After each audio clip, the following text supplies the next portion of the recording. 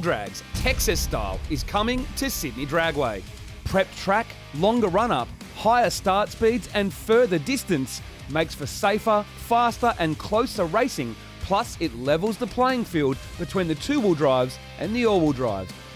You can see 200-mile-per-hour Pro Street cars battle it out, as well as some of the fastest modified street cars in Australia.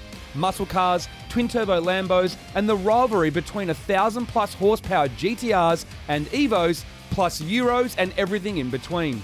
The cars are split into 3 speed categories after qualifying for tighter and fairer racing, and there is also a motorbike class as well. Any make and model of car or bike is welcome at any performance level. The first event will be held on Friday night of May 24th, held inside PRP GTR Festival, making for a mammoth event with Traders Alley, tuned car meet, display cars, food trucks, DJ and fireworks at 9 p.m, all in a family-friendly event. Also meet our international special guests, the father of GTR, Hiroshi Tamura from Japan, and Dan Rue from the USA. There is over $3,000 in cash and prizes on the night thanks to Mack Civil and Street 20. Entries are open to all makes and model of cars and bikes and are filling fast, so get your entry in now if you want to try out Roll Drags Texas Style. Discounted spectator and VIP tickets are also available now. Head to the website gtrfestival.com.au.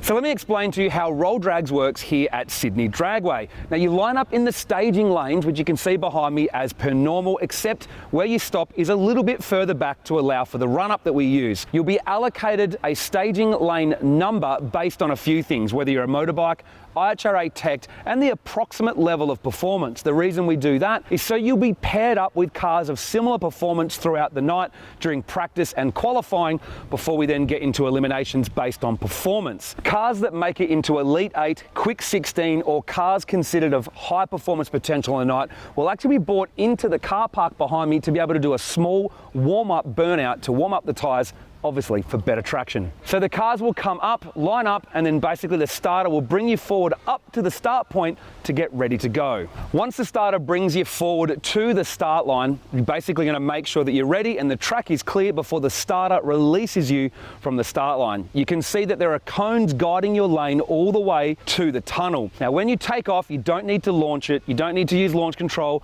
come on boost or any of that stuff. The run up is huge, so you can take off normally and you need to limit your speed through the tunnel to 40 kilometers per hour. Now remember, the left lane dictates the pace. Once you're through the tunnel, you can keep accelerating and you want to aim to be at approximately 60 to 70 kilometers an hour by the time you get past the burnout area so that you can be traveling between 70 and 90 kilometers per hour in the go zone.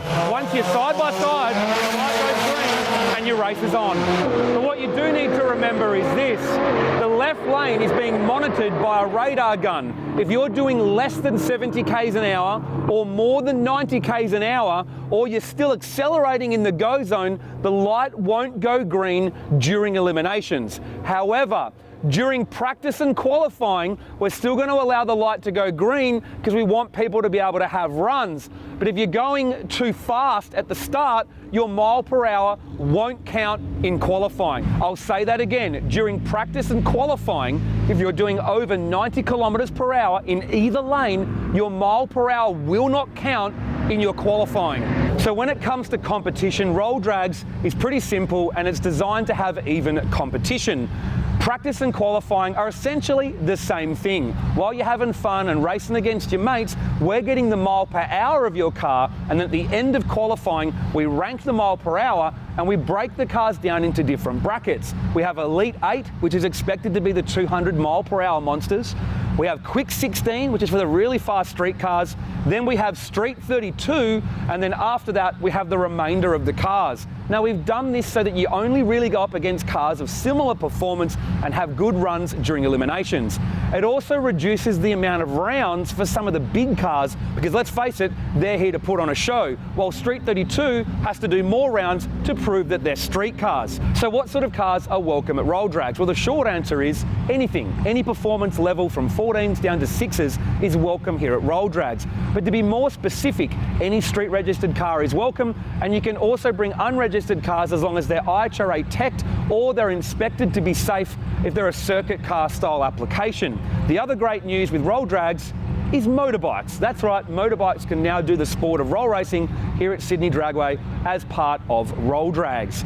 Now, the things you need to remember is cars have to have a full monocoque, swinging doors, a boot and bonnet that also open, but you have to run on a radial tile, but methanol fuel and side pipes are allowed.